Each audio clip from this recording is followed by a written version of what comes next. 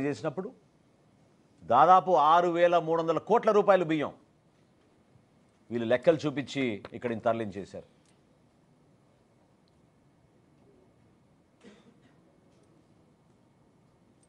రెండు వేల 2021, 2022 ఈ 4 పోర్టులు కూడా నేను మీకు చెప్పిన లెక్కలు కోవిడ్ అప్పుడు జరిగిన ఎగుమతులు. లేకపోతే అసలు రైస్ ఎక్స్పోర్ట్ లేదు ఆ పోర్టుల నుంచి. ఓన్లీ కాకినాడ పోర్ట్ నుంచే రైస్ ఎక్స్పోర్ట్ ఉంది. మొత్తం కేంద్రీకృతం చేసి వ్యవస్థని వాళ్ళ గుప్పిట్లో పెట్టుకుని జిల్లా అధికారులు, పోలీస్ యంత్రాంగం, విజిలెన్స్ యంత్రాంగం అందరినీ వీళ్ళు పూర్తి స్థాయిలో కేవలం వాళ్ళ స్వలాభం కోసం ఉపయోగించుకున్నారు.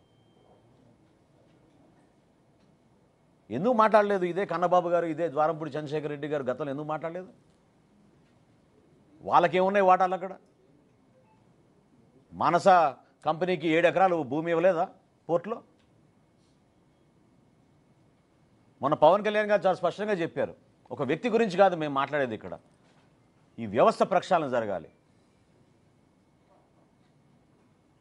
పూర్తి స్థాయిలో లోతుగా పాతుకుపోయిన వ్యవస్థని ప్రక్షాళన చేయడం కోసమే చేస్తున్న ప్రయత్నం ఇది.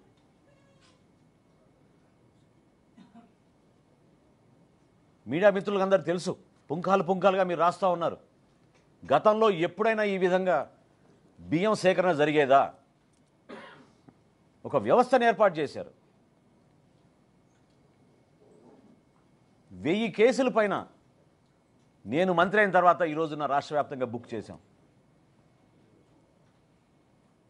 సమాజం కోసం ఉపయోగపడే రైస్ మిల్లులు, ఉపాధి కల్పించే రైస్ మిల్లులు కూడా వీళ్ళు వాళ్ళ గుప్పిట్లో తెచ్చేసుకుని ఈ రైస్ స్మగ్లింగ్ చేయడానికి ఉపయోగించడం మొదలుపెట్టారు. వీళ్ళు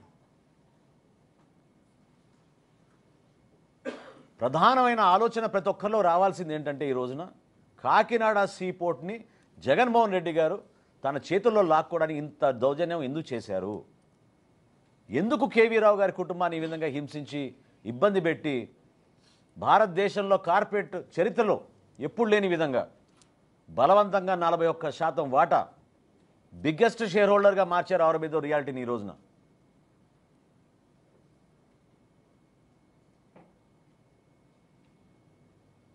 దీని వెనుక ఎవరున్నారో ఇప్పుడు ప్రజలకు అర్థం అవ్వాలి. ఖచ్చితంగా సమగ్రమైన విచారణ జరుగుతోంది. గౌరవ ముఖ్యమంత్రి గారు కూడా చాలా స్పష్టంగా ఆదేశించారు, ఈ స్మగ్లింగ్ మాఫియాని, రైస్ స్మగ్లింగ్ మాఫియాని ఎట్టి పరిస్థితుల్లో కూడా మనం ఈ రాష్ట్రం నుంచి తొలగించాలి. కష్టమైన పని, కానీ నిజాయితీగా నిలబడుతున్నాం, పోరాటం చేస్తున్నాం. ఒక ఉప ముఖ్యమంత్రిగా అంత దూరం ప్రయాణం చేసి వాస్తవాలు తెలుసుకోవడానికి ఆయన చేసిన ప్రయత్నాన్ని మనస్ఫూర్తిగా నేను అభినందిస్తున్నాను. ప్రజలు కూడా అర్థం చేసుకోవాలి, రిస్క్తో కూడిన అంశం.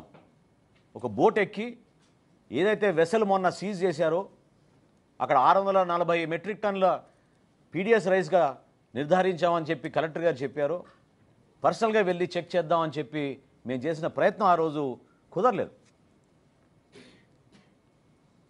ఒక చిన్న బోట్ ఎక్కి సముద్రంలోకి వెళ్ళాల్సిన అవసరం ఏమొచ్చిందని నేను అడుగుతున్నాను.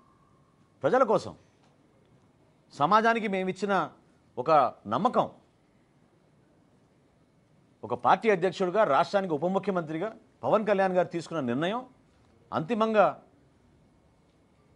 ఏదైతే గతంలో మేము ప్రతిపక్షంలో ఉన్నప్పుడు మాట్లాడి ప్రజలకి మేలు చేస్తామని చెప్పామో ఆ అంశాలపైన పోరాటం కోసం ఎప్పుడూ ఈ విధంగా నిలబడతాం.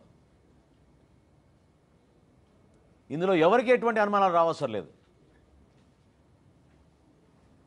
ప్రభుత్వంలో ఖచ్చితంగా అక్కడున్న వ్యవస్థని మార్చడానికి కోసం కొన్ని నిర్ణయాలు తీసుకుంటాం.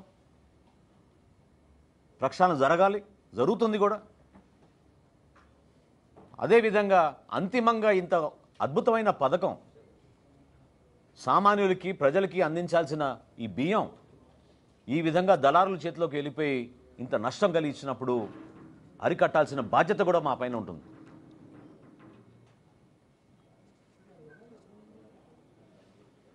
గౌరవ ముఖ్యమంత్రి గారు చంద్రబాబు నాయుడు గారు, అదేవిధంగా మన ఉప ముఖ్యమంత్రి గారు పవన్ కళ్యాణ్ గారు ఇద్దరు కూడా ఈ ప్రక్షాళనలో ఎట్టి పరిస్థితుల్లో కూడా మార్పు చూపించాలి. అంతిమంగా ఎవరైతే దీని వెనక ఉన్నారో, ప్రత్యేకంగా ఈ కాకినాడ పోర్టుని వాళ్ళ కబంధ హస్తాల్లోకి లాక్కోవడానికి చేసిన ప్రయత్నం జగన్మోహన్ రెడ్డి గారు సమాధానం చెప్పాలి.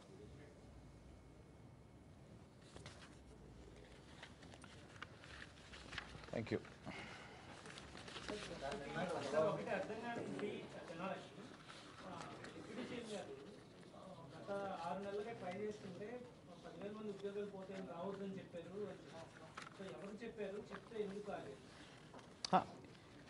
ఇప్పుడు పోర్టు పైన మీరు ఎక్కువ దృష్టి సారిస్తే స్థానికంగా ఉన్న ఉద్యోగ అవకాశాలు కోల్పోతారు.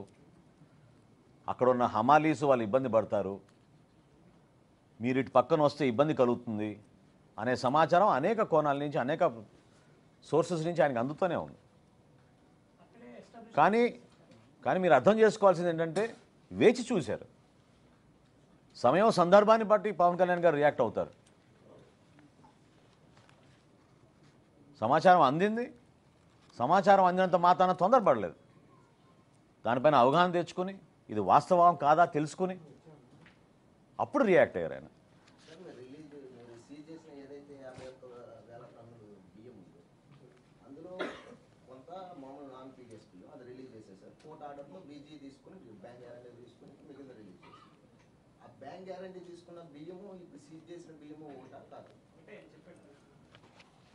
నిర్ధారించాలి ఇంకా.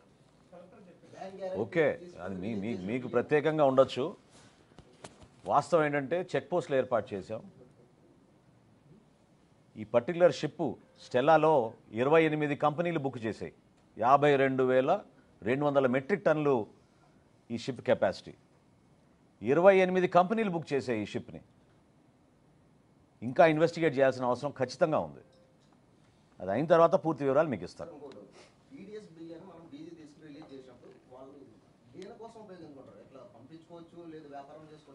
అంటే ఎసెన్షియల్ కమోడిటీస్ చట్టంలో ఏముందంటే, ఆహార ధాన్యాలని మనం సీజ్ చేసినప్పుడు బియాండ్ 6 months ఉంచకూడదు. ఎందుకంటే అంతిమంగా అది ప్రజలకు ఉపయోగపడాల్సిన పదార్థం కాబట్టి వాటిని మనం వేరే రోజుల్లో దాచిపెడితే మళ్ళీ కుళ్ళిపోతాయి, నిరుపయోగంగా మారుతాయనే ఉద్దేశంతో గౌరవ కోర్టు అట్లా ఆ విధంగా ఆర్డర్స్ ఇచ్చారు. ఎవరైనా సరే, అంటే మేము కూడా ఆక్షన్ చేసేస్తాం. పౌర సరఫరాల శాఖ నుంచి కూడా ఆక్షన్ చేస్తాం సీజ్ చేసిన బియ్యాన్ని. అది రూల్, అది ఎసెన్షియల్ కమోడిటీస్ యాక్ట్లో అది రూల్.